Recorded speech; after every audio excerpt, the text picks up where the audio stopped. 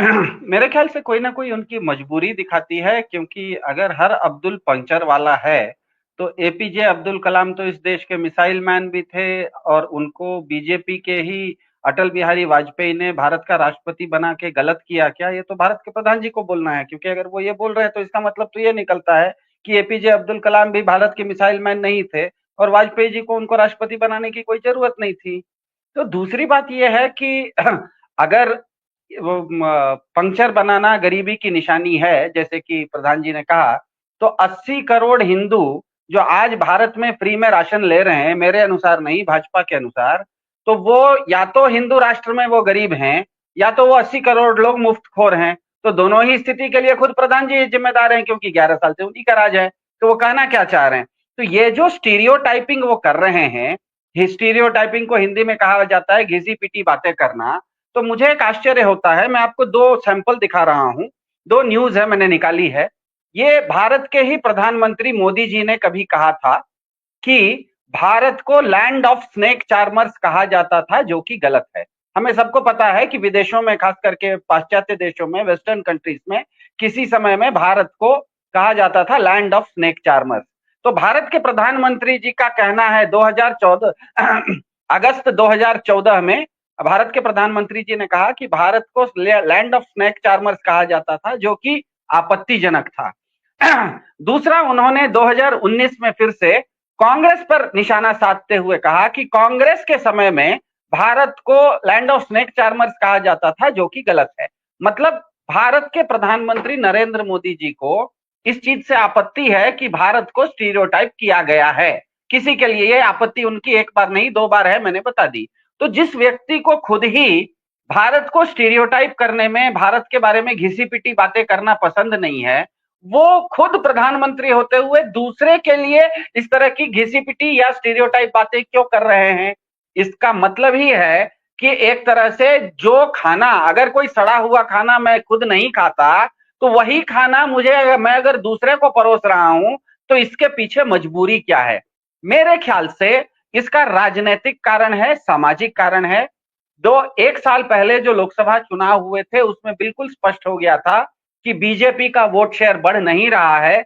भारत की जनसंख्या बढ़ रही थी, भारत के वोटर बढ़ रहे थे, लेकिन बीजेपी का वोट शेयर घट रहा था। मेरे ख्याल से उसके बाद भी जो चुनाव हुए हैं, हरियाणा के, महाराष्ट्र के, दिल्ली के, उन चुनावों में जिस तरह से चुनाव की धांधली, जेरीमैंडरिंग, चुनाव की संख्या में, वोटरों की संख्या में सवाल उठे हैं।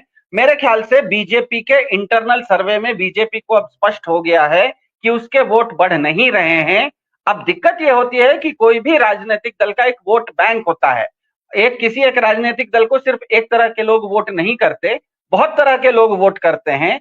लेकिन उसमें जो सबसे बड़ा ब्लॉक होता है, वो एक वोट बैंक होता है। हम सबको पता है, हर राजनीतिक दल का एक वोट बैंक होता है।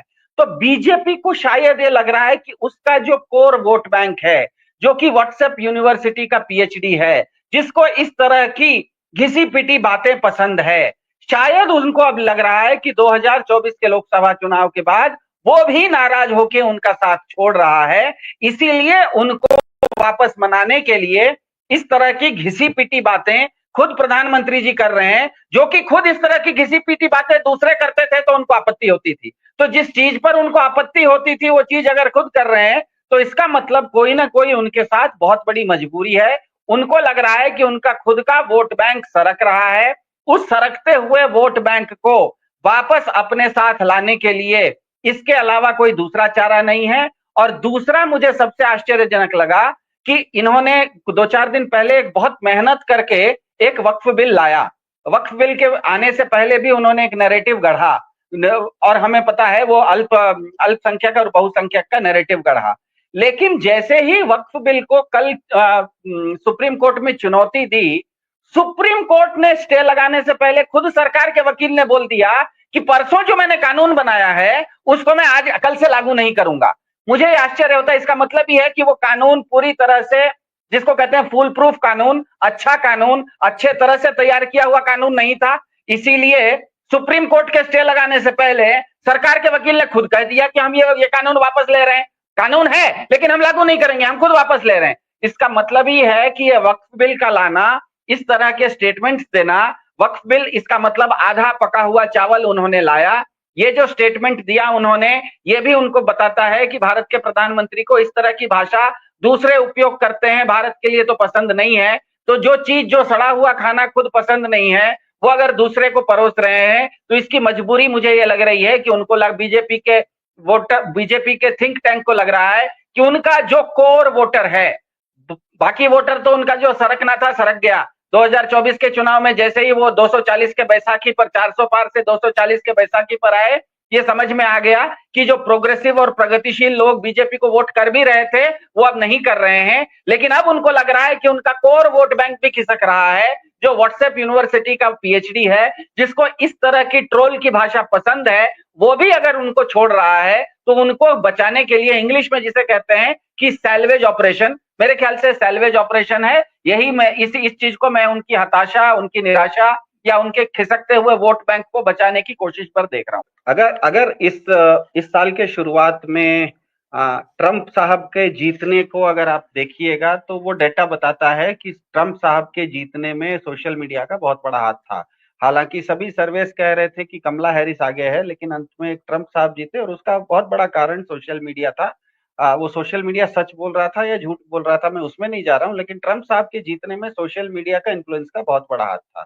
आपने एक सही सवाल पूछा कि आजकल ये जो पुशबैक दिख रहा है, वो पुशबैक किस हिम्मत से, कहां से आ रहा है, वो पुशबैक पहले क्यों नहीं था, और ये पुशबैक अभी आने का कारण क्या है।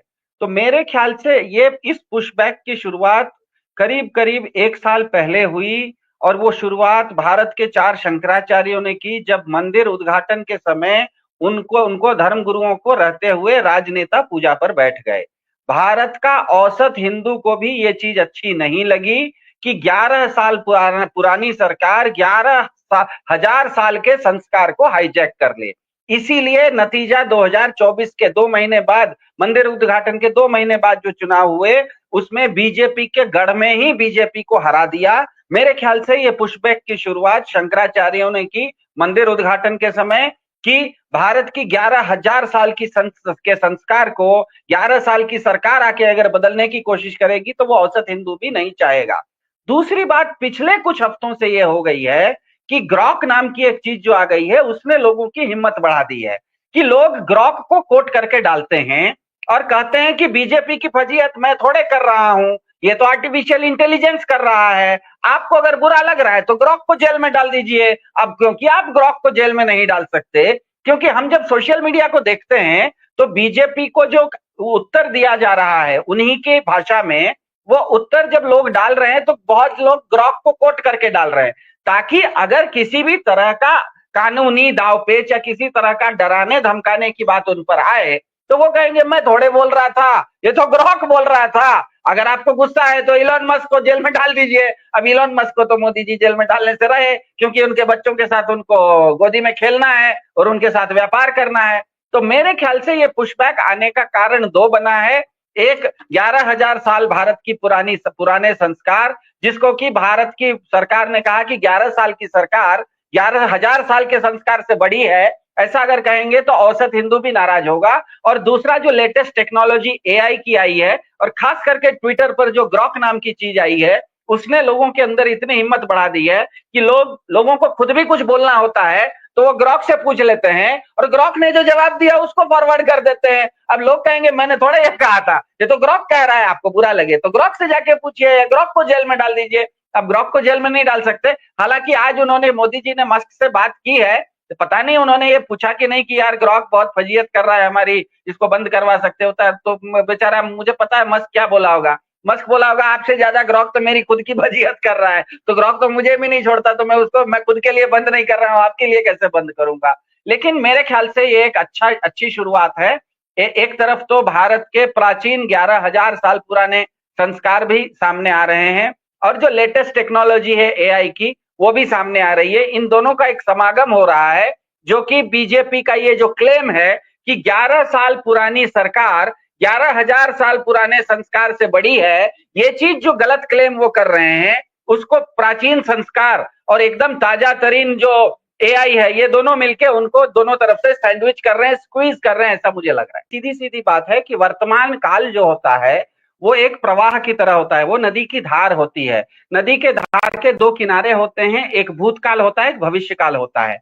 और हम लोग सभी जीवन जीते हैं वर्तमान काल में। वो प्रवाह जब चलता है तो उसमें हिचकोले आते हैं, मुश्किलें आती हैं। व्यक्ति उन मुश्किलों को वर्तमान काल में एक नाव जैसे, वर्तमान काल में हमारी परिस्थिति, हमारी सरकार नाम की नाव से हम पार करके जाने की कोशिश करते हैं। बीजेपी ने क्या किया कि आप नाव वगैरह छोड़ दो, हम भूतकाल के किनारे से भविष्य काल के किनारे तक एक ऊपर से पुल बना देंगे। 5,000 साल की पहले की भारत की संस्कृति और 2047 का सपना, आप वर्तमान काल जो नीचे है उसको भूल जाओ करके उन्होंने एक पुल बनाया। पुल पर 11 साल लोग चले, मानता हूं, लेकिन पानी का प्रवाह जब ज्यादा हो जाता है, जब सुनामी आती है, तो वो जो पुल है, वो पुल के जो खंभे हैं वो उखड़ जाते हैं। उस समय, उस वैसा सुनामी के समय जो नदी में रहता है, जो नाव रहता है, जिसको तैरने आता है, वही बच पाता है। तो बीजेपी ने ये जो कोशिश की थी कि भूतकाल और भविष्यकाल किनारों के बीच में, वर्तमान को आप भूल जाइए, मैं ऊपर से पुल बना दूंगा। वर्तमान का जो सुनामी है, जो कभी ग्रॉक के नाम से आ रहा है, कभी वो एआई के नाम से आ रहा है, वो बीजेपी के इस पुल को, उनके खंभों को वो गिरा रहा है। यही एजेंडा, कुछ नहीं है, ये असलियत को लोगों को बताना था।